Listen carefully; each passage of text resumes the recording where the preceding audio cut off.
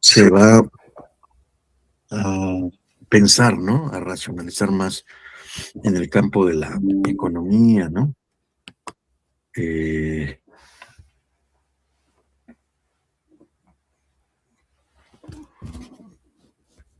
Campo de las ciencias sociales en diversas, digamos, eh, universidades europeas. En una de ellas, Pierrot, que no recuerdo bien su nombre, si es Michelle, no es que Michelle Perrot, una historiadora feminista. ¿Cómo se llama este hombre? Pierrot. Se llama... Déjenme, le investigo aquí porque se me olvidó el nombre. Es importante. Pero les voy diciendo. Pierrot, que ahorita vemos su nombre, va a ser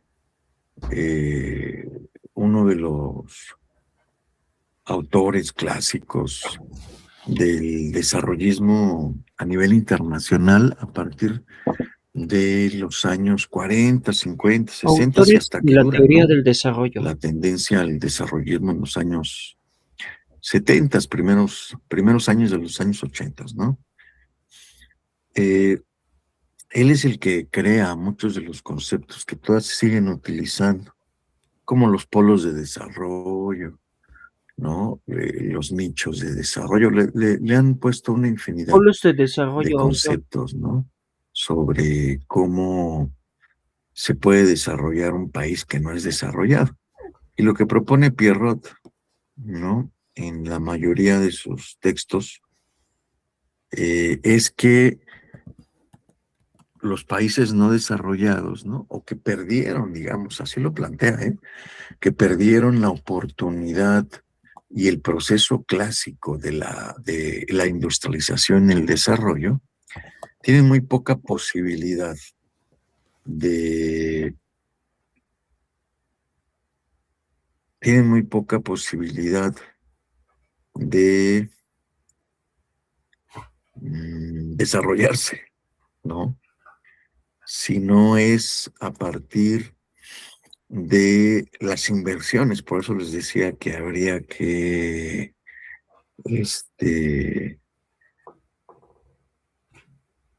habría que retener esta idea, ¿no? Porque eh, en eso se basa la teoría del desarrollo, incluso contemporánea. Sí, sí, o sea, si se dan cuenta, ¿no? Es esta teoría es la que determina que el desarrollo viene de fuera, que el desarrollo, y así lo plantea, ¿no? En su teoría, eh, solo es parte de las economías desarrolladas que trascienden sus fronteras geográficas hacia otros espacios para desarrollar diversas geografías, o sea, otros estados nacionales. Y que no es solamente que se produzca o se desarrolle estos polos de desarrollo, ¿no?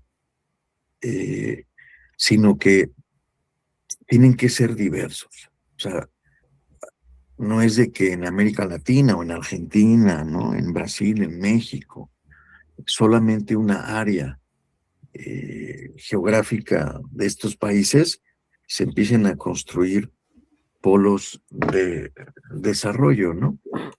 Eh, Sino que deben de ser contundentes, debe haber una inversión extranjera contundente que sí se empiece a desarrollar economías regionales, ¿no? A través de estos polos de desarrollo.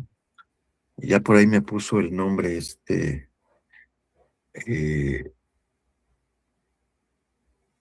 Juan Luis, y sí, sí es François Perrault, ¿no?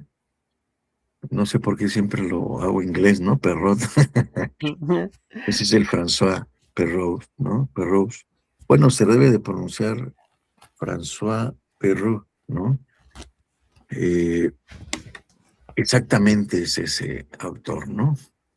Que va a desarrollar toda una teoría sobre el desarrollo a partir de lo que él llama los polos de desarrollo, ¿no? Como un proceso integral, pero donde la parte central es la inversión de las economías más desarrolladas, ¿no? Hacia las economías del sur.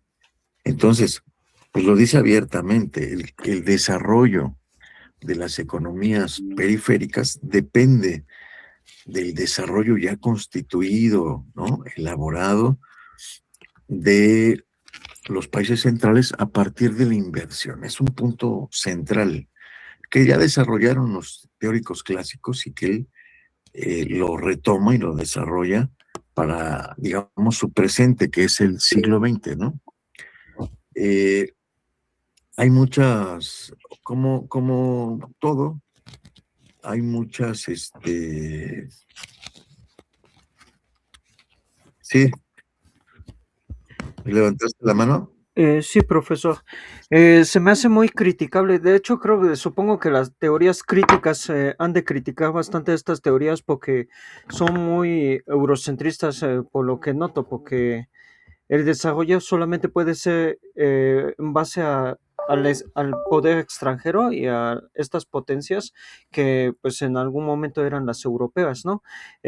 Hace un momento hablaba incluso de la demografía, ¿no? La población aumenta junto con las revoluciones industriales aumenta, pero pues las guerras siguen estando ahí, aún así, pese a la merma y las pérdidas humanas, la humanidad sigue multiplicándose de una forma exponencial nunca antes vista.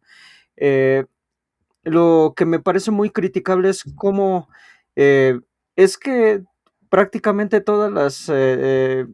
los países subdesarrollados se comen o se tragan este cuento, ¿no?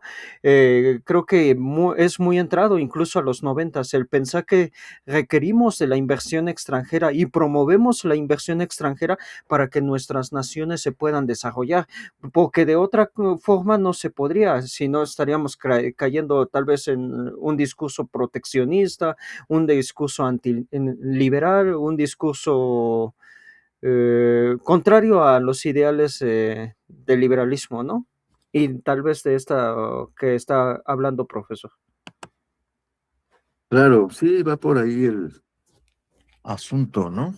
Miren, si ustedes se acercan a leer a François Perrault, él, pues digamos que muchos economistas, muchos autores que estudian el tema económico, incluso han dicho que es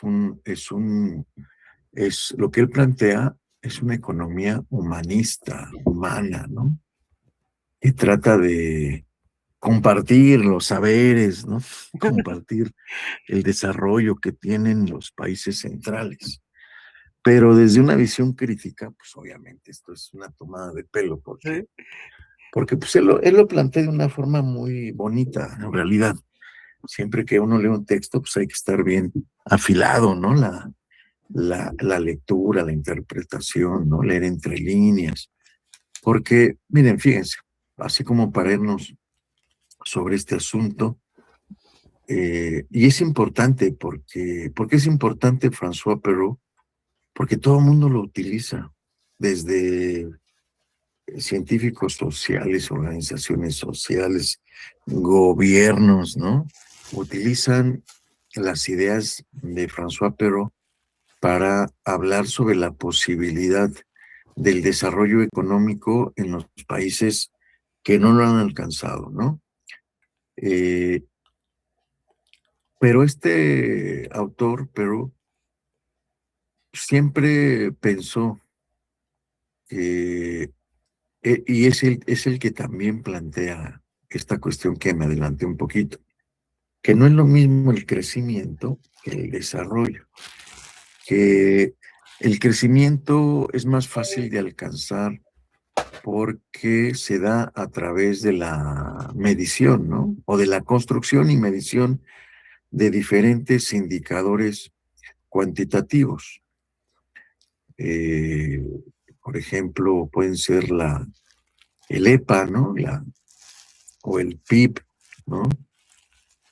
O sea, el EPA es la población económicamente activa, ¿no? Puede ser el Producto Interno Bruto, o puede ser, por ejemplo, la balanza comercial, ¿no? O de pagos, y otros índices económicos, ¿no?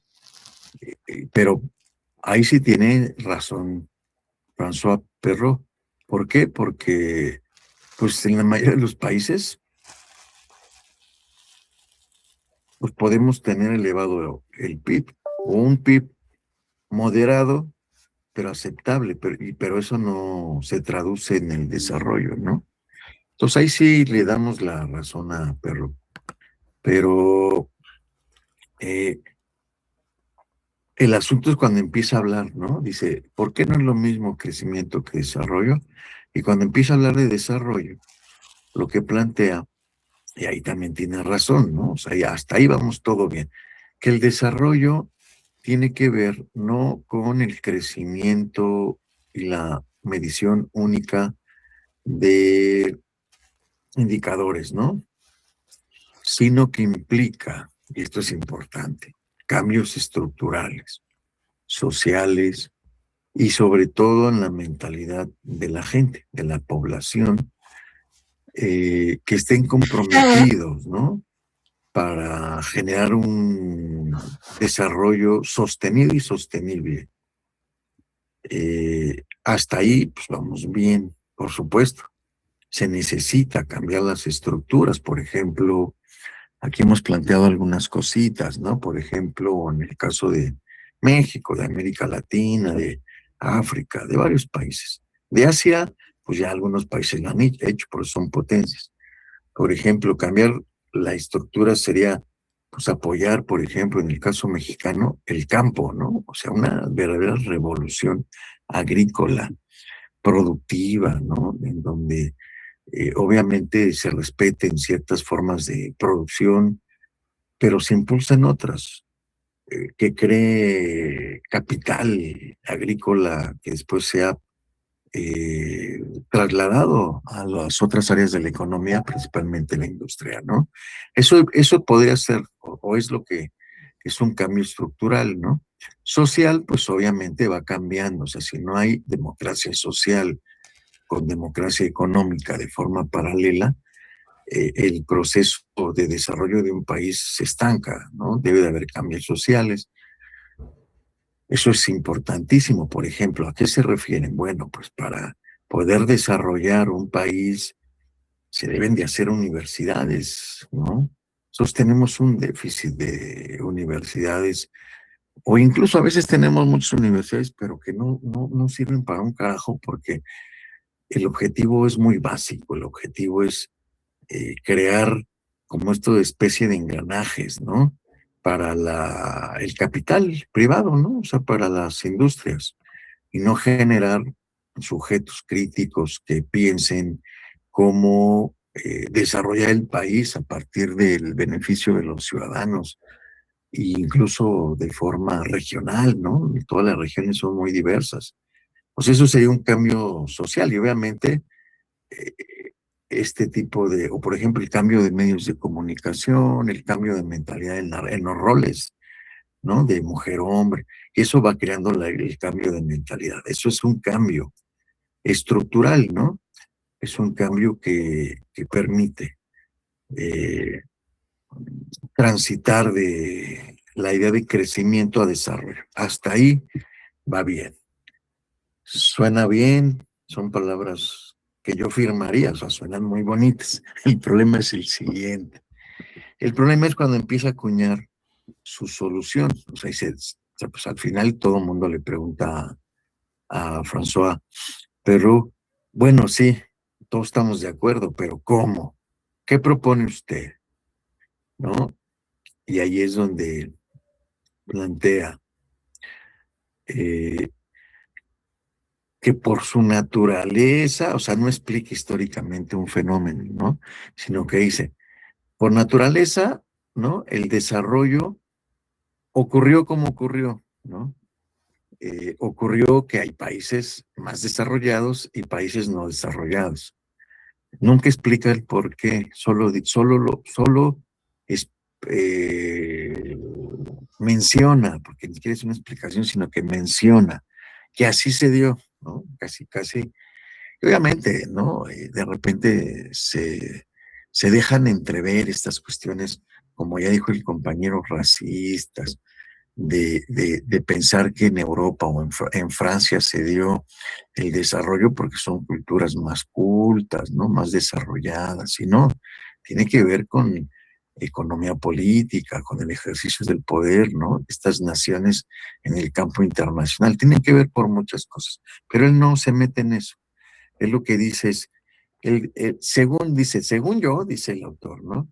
El desarrollo no ocurrió de manera uniforme en todo el mundo por diversos aspectos, y eso no lo discute, dice, así es, partamos de ese hecho. Pues es muy conveniente partir de ese hecho, ¿no?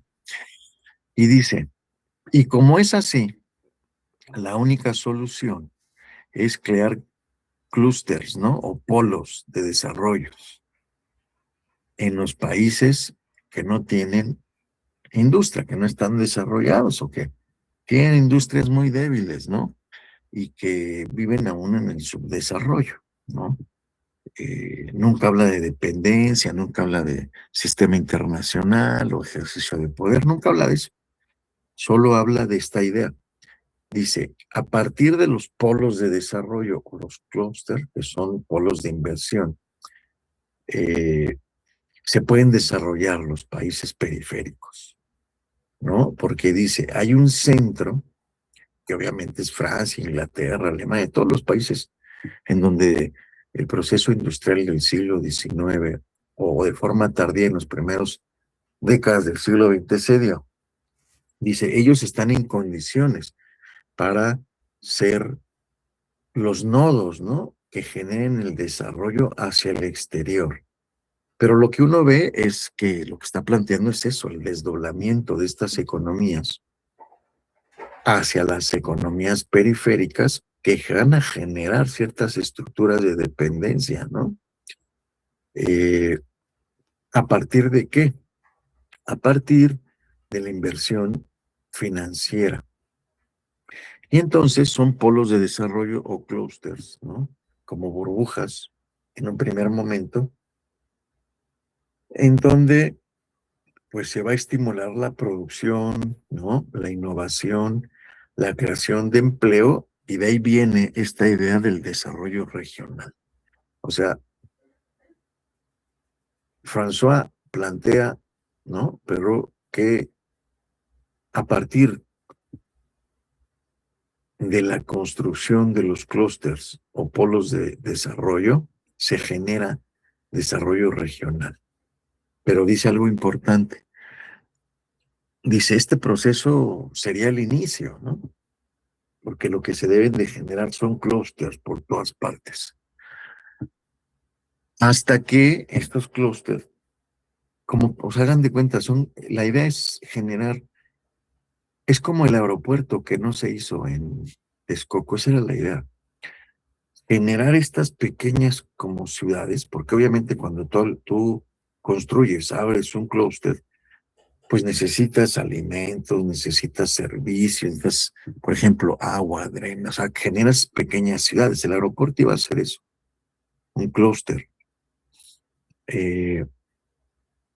Necesitas construir alrededor de ese polo de desarrollo en donde se va a estimular la innovación, la creación de empleo, pues generar pequeñas ciudades, que al final de cuentas esa es la idea del polo de desarrollo. Son pequeños espacios, bueno, ni tan pequeños, algunos hay muy grandes, otros más pequeños, otros medianos, pero son espacios en donde se crean microeconomías que pueden desarrollar la región o una región, sí, pero hay una condición, dice Pierre Perrault, que en algún momento determinado, no se sabe, ¿no? pero que ese es el objetivo, que estos clústeres se funden ya en verdaderas regiones desarrolladas. O sea, se empiecen a que haya un crecimiento de estos clústeres o polos de desarrollo en una región determinada, que a través de los años crezcan y se toquen entre ellos, y eso ya permite el desarrollo, ¿no? Porque se supone que van a generar el desarrollo no solo de la industria, sino de la economía primaria y la economía terciaria, ¿no? Bueno, esta es la teoría. ¿Suena bien? Sí suena bien, aunque esto es muy devastador ecológicamente también, porque en la práctica, en el contexto objetivo real, ¿no? Solamente crea economías de enclave. No, no, ¿por qué? Porque los capitales invertidos no se van a reinvertir en las necesidades de la población en donde se asientan estos clústeres o estas zonas de desarrollo regional, sino que la ganancia se va al centro.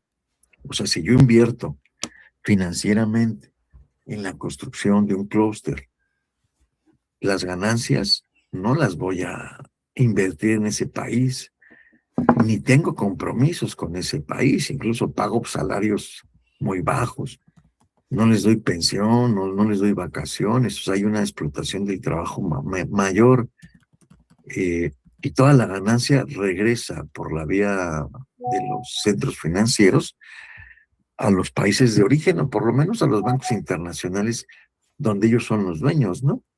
Entonces no hay derrama económica. O sea, ese es como el talón de Aquiles, ¿no?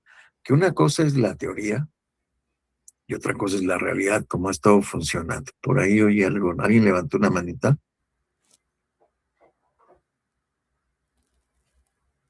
¿no? Entonces, en los hechos, la teoría tiene sus límites, sus límites, porque en lo formal suena bien, pero en lo real sucede todo lo contrario. O sea, los clústeres son como economías depredadoras, porque además eso ya se puede observar en algunas investigaciones desde los años 80, ¿no? Sobre cómo cuando la materia prima o la superexplotación del trabajo ya no permite seguir sosteniendo ese clúster, pues ese clúster se cierra y no tiene mucha significancia porque todo gira a su alrededor, toda la estructura económica, política, social, cultural, en el área donde se concentró ese clúster, todo gira, ¿no? Directamente a ese polo de desarrollo, supuesto polo de desarrollo. Y cuando los objetivos han sido cumplidos, pues se cierra y se acabó. Y entonces es como un desarrollo artificial, ¿no? O como un crecimiento artificial, porque cuando se cierra, pues se queda sin nada, ¿no? Y vuelven los mismos problemas, porque todo se hace a partir de la generación de una plusvalía comercial, no de una plusvalía social, o sea, una plusvalía en la cual esos dineros, ¿no? La generación de esa ganancia se reinvierta, no para nada. Para eso dicen estos grandes grupos, ¿no? De empresas multinacionales, oligopólicas, para eso está el gobierno, para que al contrario, a nosotros también nos proporcionen ciertos beneficios, porque además muchas veces esta supuesta inversión de los clústeres, pues se solicita, ¿no? Pues para yo poder ir a tu país, pues compartimos gastos, ¿no? Y a veces es más del 50%, o sea, tú me pones la infraestructura, me pones carreteras, generas un puerto, no me cobras impuestos, no le das registro a los sindicatos, ¿no? Para que no tenga yo que pagar o otorgar, más bien sea la palabra, que constitucionalmente los trabajadores tienen derecho en X o Y país, ¿no? Eh, entonces, ese es el hecho. El hecho es que estos clústeres pues, no desarrollan nada, ¿no? Solo crean una economía de enclaves, está enclavadas, circunscrita a un espacio específico que no genera transformación, o sea, se contradice en los hechos el planteamiento del propio autor, ¿no? En donde sostiene que que por eso se llama polos de desarrollo, porque ahí se sostiene, o François sostiene que los polos de desarrollo crean crecimiento económico en las tres áreas de la economía, ¿no? La primaria, secundaria y terciaria.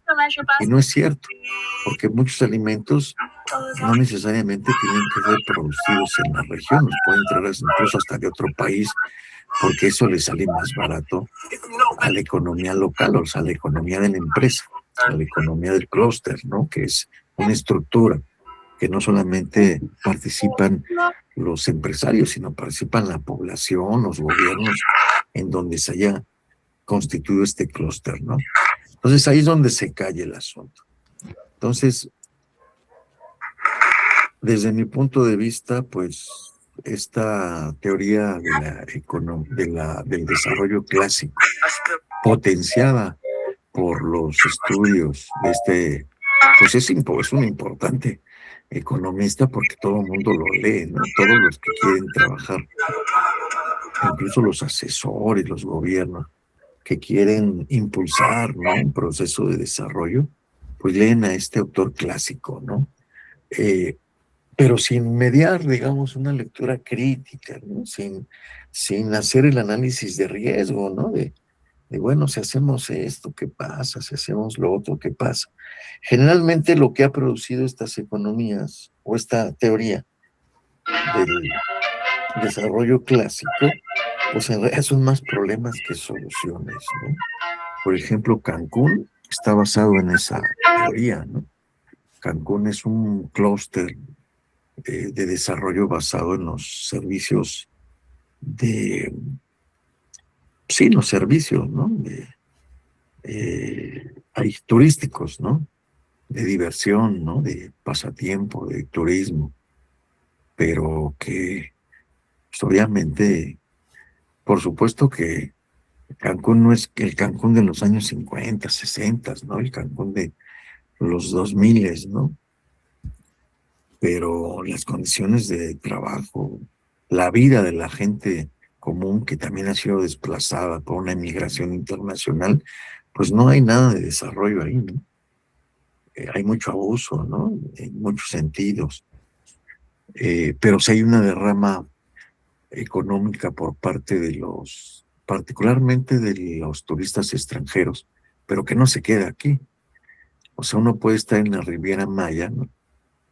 O bueno, que le llaman así, ¿no? Toda esa zona, desde Yucatán hasta las costas de Quintana Roo, pero particularmente la Riviera de Cancún, que es pues es grande, ¿no? Y tiene cientos de hoteles, pues uno puede mirar, ¿no?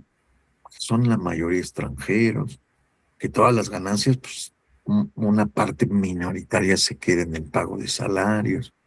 Impuestos, pues muy pocos pagan, ¿no? O pagan poquito, ¿no? Porque pues, hay programas que lo proyectan así para la exención de impuestos para promover el desarrollo, ¿no? Y la mayoría son compañías extranjeras, ¿no? Entonces los dineros no se quedan acá, no contribuyen. Y pues es una zona que sí se puede considerar que tiene varios clústeres, ¿no? Desde Mérida hasta Quintana Roo, ¿no? Incluso Chiapas, Tabasco, bueno, un poco Tabasco, pero esa zona del Caribe mexicano, ¿no? Que por cierto está muy bien conectada, ¿no? O sea, ahí podría aplicarse la teoría o podría ser cierta la teoría de François, pero lo que nos indica el análisis, incluso si uno va de vacaciones simplemente con mente abierta, pues uno se da cuenta que ahí pues no hay desarrollo, ¿no? Hay un crecimiento económico muy importante, por ejemplo, de la industria inmobiliaria de plataforma, ¿no? Que uno puede pensar que es beneficioso porque muchos mexicanos rentan sus propiedades y pues no es cierto, ¿no? La mayoría de propiedades que pueden rentar con las plataformas pues son también de extranjeros, ¿no? En algún momento vinieron, no, me sé varias historias de eso, ¿no? En algún momento vinieron de vacaciones de luna de miel, pueden ser unos belgas, unos alemanes, unos británicos. Les gustó tanto que vivieron 1 o 2 años, ¿no? Compraron 2, 3 propiedades, se regresaron a su país y ahora las tienen en estas plataformas, ¿no? En donde, o sea, ellos se pueden comprar, pueden invertir en, en propiedades, ¿no? Que después ellos pues viven de sus rentas, ¿no? A partir de esas propiedades y donde contratan algún personal, ¿no? De mantenimiento o de anfitrión que reciben a estas personas, ¿no? ¿Cómo Que adquieren se van a quedar propiedades en ahí, la zona prohibida pero pues, la mayoría extranjeros? del dinero no se queda en nuestro país, sino que se va fuera. Y otro fenómeno que es muy importante es que hay mucha inmigración internacional, particularmente de Sudamérica en el área, y obviamente esa gente que viene huyendo de las malas condiciones de sus países, llega a México, se detiene en ese clúster turístico que es Cancún y todas las áreas vecinas, y pues obviamente el dinero que ganan pues, lo mandan a su país, ¿no? O sea, no es que estén por gusto, ¿no? Algunos sí, algunos otros no. Y muchos negocios extranjeros, ¿no? Desde pequeños, medianos hasta grandes empresas extranjeras. Eso es como la imagen de los clústeres que propuso François Perrault y que no han funcionado, ¿no? Eh, porque no se ha fortalecido una democracia económica, o sea, que la gente que participa en esos procesos productivos o económicos viva mejor, ¿no? Son los gobiernos de naturaleza progresista, populista o socialdemócrata la que tiene que dotar de programas sociales para que el consumo no se detenga, ¿no? Entonces, pues así está funcionando. Todos estos polos de desarrollo, pues no han generado una gran expectativa, ¿no? O sea, el gobierno tiene que verificar por lo menos algunas cuestiones salariales, ¿no? Estos ciudadanos que participan en estos clústeres, pues obviamente tienen un salario y después tienen otro salario a partir de los programas sociales. Bueno, pues esto era lo que les quería comentar en esta sesión. Pues, un tema que puede ser muy interesante si lo abordáramos, digamos, como un tema, como un tema de 3 del semestre, ¿no? Pero como no es así, pues por eso lo sintetizamos, ¿no? Pero esa es más o menos la, la, la lógica de la teoría clásica del desarrollo, ¿no? Empezando por los teóricos clásicos, ¿no? Como Smith, Ricardo, y después este otro clásico, ¿no? Hay que leerlo, o sea, eso es muy importante. Y es muy importante para la gente de relaciones internacionales, ¿no? Que sepa quién es François Perrault, porque muchas discusiones que van a dar o que se dan sobre el desarrollo se dan a partir de este autor, entonces hay que conocerlo. Hay que tener una posición crítica frente a sus teorías, ¿no? Y sus conceptos clave que va desarrollando en algunas de sus obras. Generalmente también escribe con otro o otra autora, ya no recuerdo su nombre, ¿no? Pero vale la pena echarse un, un vistazo, ¿no?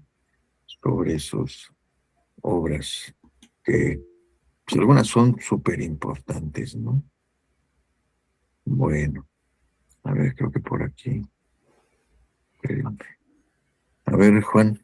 Yo, profesor, si habláramos de una teoría contemporánea del desarrollo, no sé por qué me viene a la mente el fin de la historia de Fukushima, en donde, pues, una vez que cae la Unión Soviética, pues dice que el mundo va a tener ya un orden liberal y un orden democrático y eso va a hacer bien al mundo, ¿no?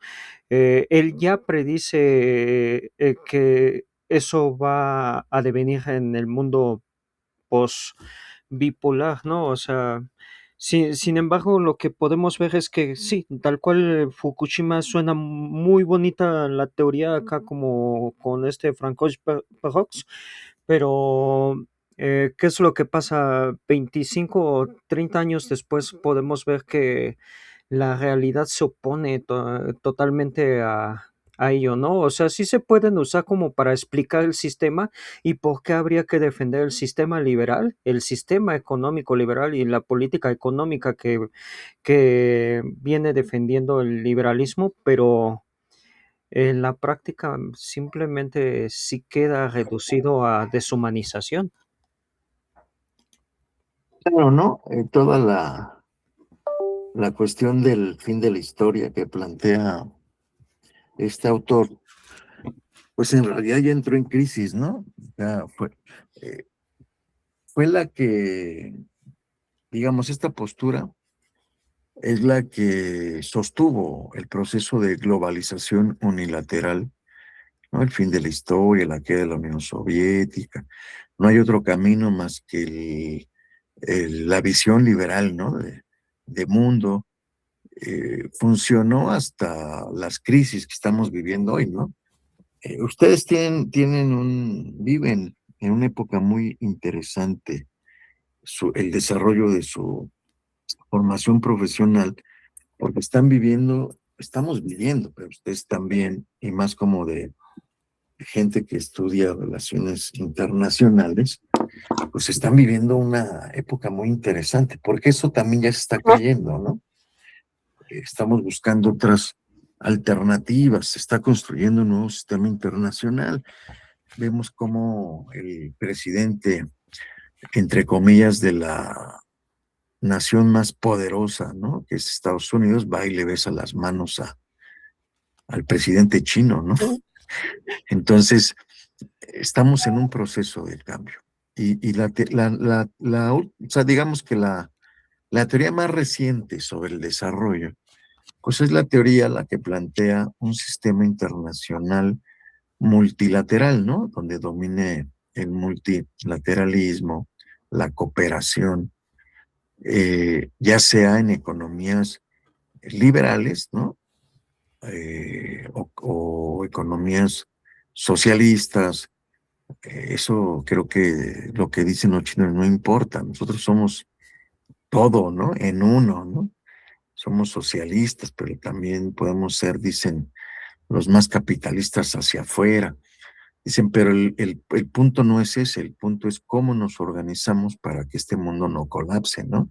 Entonces plantea eso, un tipo de sistema que promociona una globalización donde convivan varias economías a partir del diálogo, ¿no? El respeto al derecho internacional eh, y sobre todo la cooperación, ¿no? Y es evidente que se está llevando a cabo.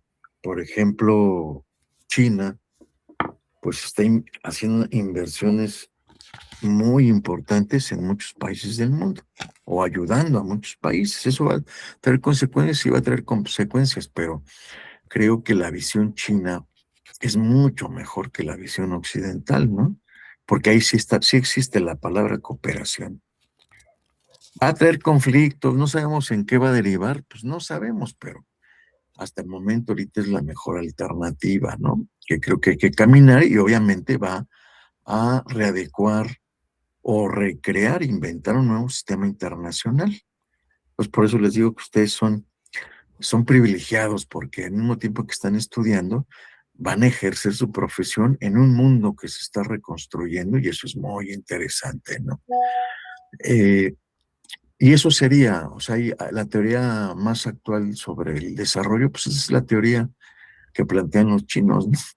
La de la cooperación internacional para que su socialismo con características chinas no solo produzca desarrollo y bienestar a su población, sino que también hacia las demás poblaciones, ¿no? Esa es la última propuesta, ¿no? ¿Está funcionando? Yo creo que sí, porque vemos cositas como esta última, ¿no? Como Donald Trump va, o Trump va a besarle la mano, ¿no? Entonces, pues hay que estar bien al pendientes, ¿no? Sobre todo estar leyendo todas estas cuestiones internacionales. Por ejemplo, China tiene una importante agencia de noticias que publica las noticias en varias lenguas, ¿no? Entonces es una buena agencia de noticias la China.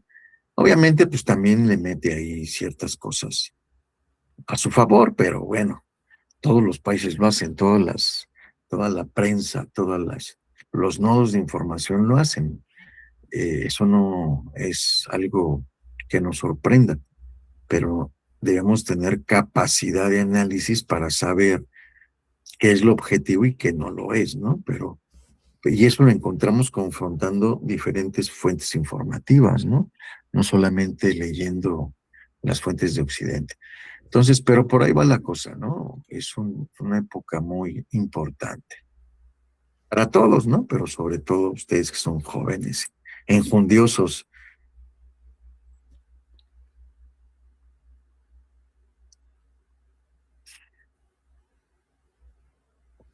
Bueno, pues yo creo que ahí le dejamos si no tienen alguna otra observación, pregunta, comentario.